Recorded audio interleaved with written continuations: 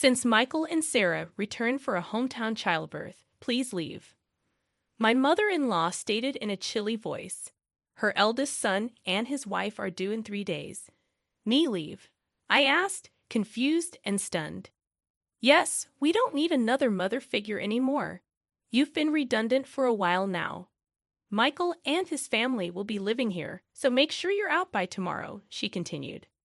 I knew I was never truly accepted into the family since the day I got married. Treated as a wife, never did I imagine they would tell me to leave. You barren failure, you were allowed to experience raising a child. Be grateful. We have no obligation to support you anymore. It seems like Simon is tired of you too. What's Simon to? I gulped down my saliva. If it's not a conspiracy between my mother-in-law and Michael, then I don't need to stand in ceremony with my husband anymore. Foolish to drive me out, but it was my mother-in-law who ignited this. What happens to this house now is none of my concern. May they face the reality they have ignored squarely. Personally, I'm Anna Thompson, 45 years old, living with my husband and mother-in-law in a popular area close to the station.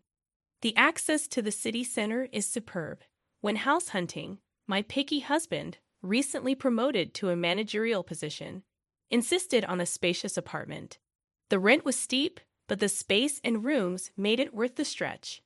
My husband, Simon, 8 years my senior, a divorce I met through a friend's introduction. Comforted by the enveloping kindness unique to an older man, we decided to get married after 2 years of dating. Even when I told him about my infertility due to past illness, his affection did not waver. Likewise, my feelings remained unchanged when I learned of the circumstances he carried. My husband had a son named Michael from his previous marriage. I'm truly sorry to ask you, who have never been married, to live with my parents and son. I won't make you suffer. I'll ensure you're happy. That was the promise he made to me. To prevent me from feeling suffocated, my husband suggested moving to a spacious apartment where I could have my own room. Michael, turning 10 this year, won't need much care with my mom around. You don't have to push yourself. After his divorce, my husband got help with childcare from his parents at their home. A few years later, Simon's father passed away in an accident, and it seems his mother took over as Michael's caretaker. From the first meeting, Michael wouldn't even make eye contact with me. I thought it might be his shy nature, approaching a difficult age, so I didn't worry. As long as they accepted me as a member of the household, I was content. My mother-in-law was a quiet and refined person.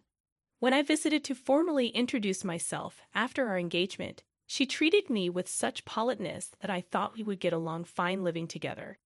I'll continue to prepare the meals as I have been. Simon comes home late, so it's okay if we eat at different times, right, Anna? I'll leave the cleaning and laundry to you. All right, let's work well together. After getting married, I switched from a full-time employee at the pharmacy to a part-timer due to the division of household chores. I started work a bit later in the morning, so I wouldn't get home until nearly 8 p.m. Dinner was always ready when I arrived, making me feel good about living together. My mother-in-law and Michael usually had dinner before I got home, so I was always eating alone. Even after getting married, I sometimes felt a sense of, is this it? But I came to accept that this was our family style. From the beginning, my mother-in-law never really liked me and didn't consider me part of the family at all. Michael, the school's activity day is before summer, right? When is it? We're all going to see you. Sometime after getting married, I tried to break the ice with Michael, who still hadn't warmed up to me. No, as Michael faltered. My mother-in-law interjected, We'll go there. Just Simon and me. Anna, you don't need to worry about it. I misunderstood her words, thinking she was just being considerate. I can get the day off work. Let's all go together. You don't need that. You're Simon's wife. And mixed family has always been just Simon and me. I was quite shocked when I brought it up with my husband at night. He said, Mom's been clinging to Michael. She probably thinks you're trying to take him away. I'll talk to her eventually. I began to join as a mother at the activity day, but Michael and I rarely spent any time together outside of school events. Sometimes I could tell Michael wanted to say something, but my mother-in-law always cut in between us. I later found out that she had been bad-mouthing me to Michael. Anna said she could be happy with Simon if Michael weren't around. She's a terrible person. Dad must be deceived by her too. If a boy in his formative years hears such things, it wouldn't be strange for him to distrust me. It was a sickening story, but at that time, I hadn't imagined that my mother-in-law could do such a thing. After graduating high school, Michael immediately moved in with his girlfriend and left home. As soon as he started college, a year after he started working, he married her without a ceremony. Once Michael moved out, my mother-in-law surprisingly stopped doing housework altogether. Instead, it seemed that picking on me had become her sole entertainment. She stopped cooking, which she used to do before, and now just sits at the dining table waiting for me to come home. Without a moment to sit down, I would stand in the kitchen and prepare dinner. You're really inefficient. At this rate, it'll take you all night. I was never good at cooking, partly because I had always relied on my mother-in-law to prepare the meals. Whenever I did manage to cook, she would taste each dish and invariably complain, "This tastes awful. I'm sorry, I'm trying my best." You're astonishingly tone-deaf when it comes to flavors, Anna. It's a good thing Michael never had to eat this. How terrible. If she thought so, she might as well make it herself. But it seemed she just wanted to complain to me, not just about the meals, but she started nitpicking everything from the cleaning I never used to do to the laundry. Why are there so many wrinkles on the laundry? You have to vacuum every nook and cranny. You really can't do anything right. Didn't your family teach you anything? With that, my mother-in-law sighed while looking at me being belittled. Even about my family, I clenched my fists in frustration. I don't know how you won over Simon, but I can't see much charm in you as a woman. And she always concluded with the same line, "If you hadn't come, Michael would have never left." I understood that there was a gaping hole in her heart since Michael had left. Maybe it was what they call empty nest syndrome. If taking it out on me made her feel better, that's what I told myself to endure it. But her bullying took on new energy after a certain event. That event was the pregnancy announcement for Michael's wife, Sarah. The joy my mother-in-law exhibited was unlike anything I had seen before. It's Michael's baby. It's bound to be adorable. Yeah, he'll be my first grandchild. Watching the two of them rejoice, I was happy too. But my mother-in-law's excitement was beyond normal, probably because Michael asked her, "Grandma, can Sarah have our baby at your place?" Sarah's family home is an hour away by plane, and since they have no one else to rely on here, they turn to us for help. Of course, my mother-in-law wouldn't dream of turning down Michael's request. The phone calls from Michael started to become frequent, and her excitement went through the roof. The next day after getting the news, she started preparing enthusiastically. From cleaning out Michael's room to preparing the bedding and making a list of baby items, it was like she had great-grandchild fever. Naturally, I had to get involved too. When I returned from work, "Anna, I vacuumed Michael's room, so you need to wipe the floors and the windows and please wax them too. This weekend we're going to the department store to look at baby cribs." Cleaning and waxing at night was tough, especially after a long day at work. If I even thought about cutting corners, I'd be told to do it over again. Moreover, my mother-in-law started asking for money, and before I knew it, the house was overflowing with baby stuff. "Anna, I need you to withdraw some money tomorrow. There are things I want to get ready for the baby again. Isn't it wasteful to prepare so much when Sarah and Michael haven't even arrived? Shouldn't we wait and choose together with them?" I had wanted to meet my mother-in-law's requests, but I was troubled by the relentless spending. How can you be so cold? It's Simon's grandchild. Oh, that's right. You're not related to Michael by blood. You don't care, do you? That's not true. Please don't say that. I just thought Sarah might want to pick things out herself. Wouldn't you want to choose things for your own child? Perhaps because I was making a valid point, my mother-in-law glared at me sharply. I immediately thought I had gone too far, but it was too late. Without a word, my mother-in-law went back to her room looking upset. I did reflect on it, but I was also shocked to be spoken about in such a way. regarding Michael. The next morning, my mother-in-law didn't come out of her room, perhaps still angry.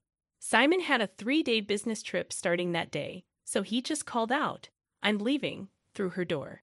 Please don't throw cold water on Mom's great-grandchild fever. She hasn't been the same since Michael left. You were worried too, right? I was. But if we spend all our money like this, we'll have nothing left when Michael and Sarah arrive, right? Simon's face immediately turned sour. Are you saying my earnings are too low? That's not what I'm saying at all, Simon just said, "Fine," and left with a look of dissatisfaction. Discussions about money always end up like this. Since I'm the one managing our finances, I can't help but think ahead. Of course, there's a reason for that. We've been married for 13 years. Simon has provided me with a very comfortable life. Your part-time income is for you to enjoy. Simon had always told me so. I saved everything beyond what I needed for myself. Even though it's in my name, I consider it our shared property. But then Simon's company's performance declined, and over the last 5 years, his salary has dropped to 2/3 of what it was when we first got married. While there's uncertainty whether his company will last until his retirement, he doesn't seem to consider changing jobs. For appearances in front of my mother-in-law, my husband couldn't give up his title as a department head. Now I'm the one paying the rent, and he covers the living expenses. We've kept this from my mother-in-law to save my husband's face. That day, I left work a bit early to apologize to my mother-in-law. When I got home, she was already sitting at the dining table waiting for me. "I'm sorry about yesterday. I may have gone too far," I admitted, but my mother-in-law remained silent. Instead, she blindsided me with unexpected news. Michael and Sarah are returning for a hometown childbirth. "Please vacate," my mother-in-law declared in a chilly tone. The eldest son and his wife were set to arrive in 3 days. Perplexed and stunned, I asked, "I have to leave." She affirmed, "Yes, we don't need another mother figure anymore. You've been redundant for a while. Michael and his family will be living here. Make sure you're out by tomorrow." The realization hit me hard. I had never truly been accepted into the family since the day I got married. I had always been treated as an outsider. The news of Michael's return for the birth made it clear. "You barren failure," my mother-in-law continued. "You are allowed to experience raising a child. Be grateful. We have no obligation to support you anymore. It seems like Simon is tired of you too. Maybe he's getting along well with a new girlfriend by now." Shocked, I gulped down my saliva, contemplating the possibility of my relationship with my husband growing distant. Could this be a trap I fell into, thinking my husband would never? I remembered that, up until a year ago, he never had overnight business trips. "All right, I'll eat out tonight," I said, grabbing my bag and leaving the house to walk aimlessly. I needed to calm my severely shaken heart. Worried about my husband, I tried calling his cell phone despite my mother-in-law's words. I still wanted to talk to him, but he didn't answer, no matter how many times I rang. I dialed his office, only to learn that he had taken a couple of days off. My mother-in-law's words began to ring more true. Could he really be on a trip with another woman? Dark thoughts crowded my mind, and I found myself overwhelmed with emotion, tears streaming down my face. Staggering along, I noticed the tavern behind the station, a place we used to frequent when we first moved here. "It's still here," I thought as I entered. "Welcome." The tavern owner's expression clouded briefly upon seeing me. Then he nodded in recognition. "Hey, long time no see. It's been about 8 years. I used to come here a lot with my husband," I said. "Yes, it's been a while." "I remember you," he replied. I couldn't help but smile, feeling a sense of relief. "Can I get a beer and a mixed plate of grilled chicken, please?" I asked. The owner, a man of few words as always, nodded. As I sipped the cold beer and savored the grilled chicken, I took out my cell phone, and the screensaver lit up with a photo of us when Michael turned 18. Looking sharp in the slim suit we had picked out together, I wished for us to be closer as a family. The beer washed down my throat, taking the day's fatigue with it. Could I really move out tomorrow? Contemplating the next steps, I searched for moving companies, finding one for the job the next day. I also looked up junk buyers and saved 2 companies in my favorites. Changing the screensaver on my phone seemed to clear my head completely. The beer and grilled chicken tasted exceptional. I decided to think about everything once I got home. Walking away from the tavern, I was called from behind. A young waitress from the tavern was running towards me. "Excuse me, are you Mrs. Thompson? I noticed the screensaver on your phone," she said. Confirming my identity, she dropped a bombshell. My husband was having an affair with one of their employees. We exchanged contact information, and she promised to keep me informed. My mother-in-law's words appeared to be true. Instead of sadness, a fierce anger welled up within me. It was time to confront this head-on. Booking an appointment with a moving company, I resolved to move out that day. If it wasn't a conspiracy, and my mother-in-law and Michael were truly involved, then I no longer needed to honor my husband. Returning home, I packed my belongings until midnight. Without hesitation, the moving company arrived on time, and I made it clear that I was leaving. As requested, they took everything I had bought, erasing every trace of my presence. My mother-in-law panicked, but I was resolute. "I'm taking everything I bought. You can start a completely new life tomorrow," I declared, suppressing a laugh. Ignoring her protests, I proceeded to have everything taken out. My mother-in-law complained loudly to the movers, but there was nothing she could do. The only items left in the house were piles of baby gear and her old dresser from before the marriage. "Well then, I bid you farewell. There should be no trace of me left, so enjoy your life with Simon, Michael, and his family," I declared, leaving her sitting there stunned. Placing the keys on the table, I exited the room. The movers held onto my things for a while, and I decided to stay with a single colleague for some time. Feeling a sense of completion, I slept soundly that night. A week later, I finally heard from my husband. I wondered if he was scheming with that other woman. While my husband was dragging his feet, I received a call from the young woman at the tavern. "Got a good shot, so I'll send it to you." In the photo, my husband was chatting up a not-so-young woman at the tavern. Maybe out of a sense of justice, the young woman must have followed them after they closed. There was also a photo attached of the 2 entering a hotel. Even in such times, the cheating continues, I thought, and any last bit of affection I had for my husband dissipated. I asked for the woman's name and had her address looked up. The next day, armed with all the evidence of the affair, my husband called. "Anna, where are you? Michael and his family are here too. Aren't you going to come home soon?" "No, I'm not coming back. Your mom told me to leave. I'm done here. Michael and his family are going to live with you now, right?" I knew it. Michael and his family were out of money and looking to crash at our place. I heard that after graduating from a vocational school, they've been hopping from job to job, and now they're working part-time. "No. I want you back, Anna. I went to the pharmacy, and they said you're off for a bit. Got a place to crash." "Yeah, I'm fine.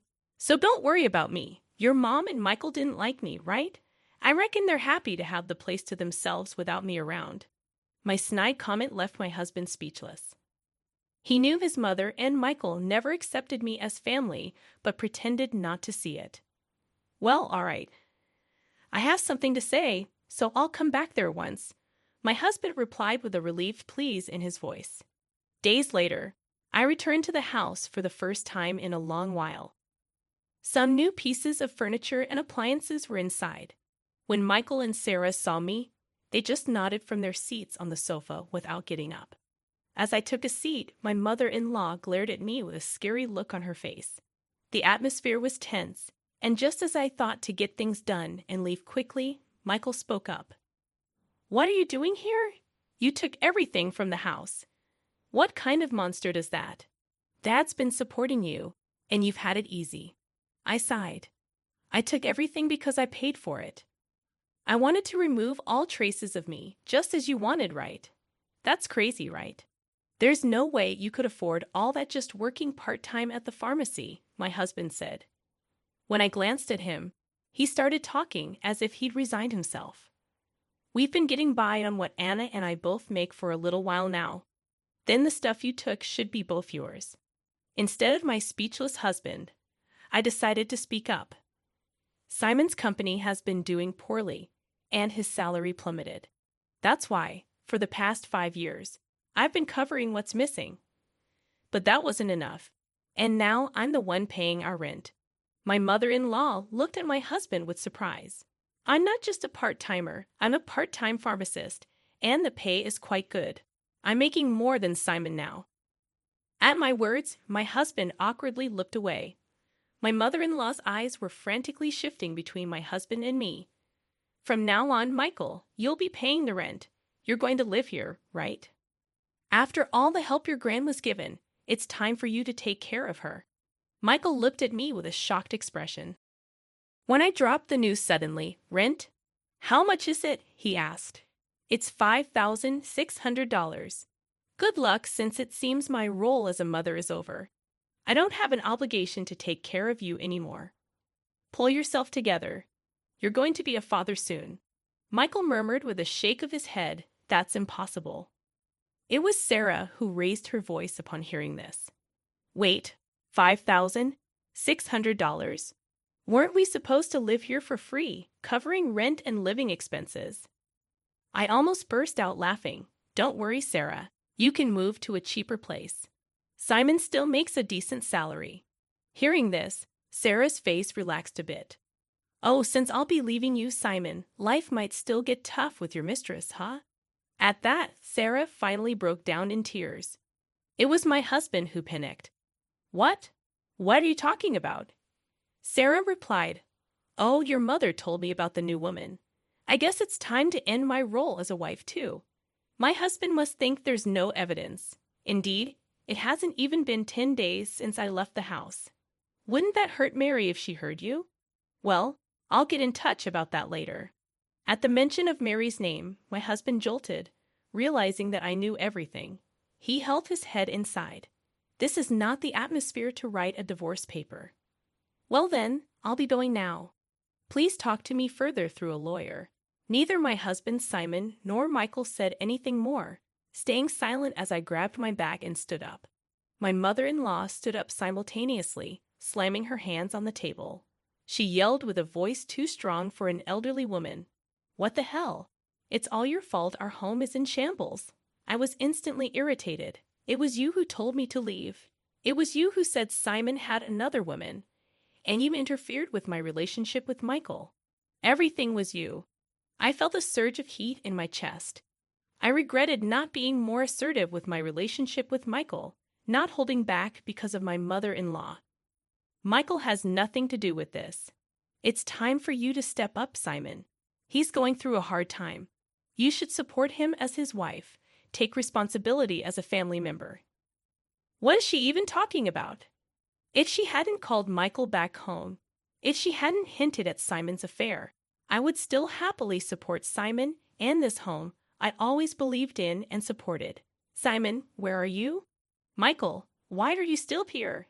It's all her fault. My mother-in-law's lips tightened into a line, and she was trembling. I slipped past the silent mother-in-law and quickly left the room. Afterward, Simon agreed to the divorce rather easily. It seems my determination was strong, and he couldn't counter the evidence of the affair. Shortly after, it seemed like they started the process of moving out of the apartment.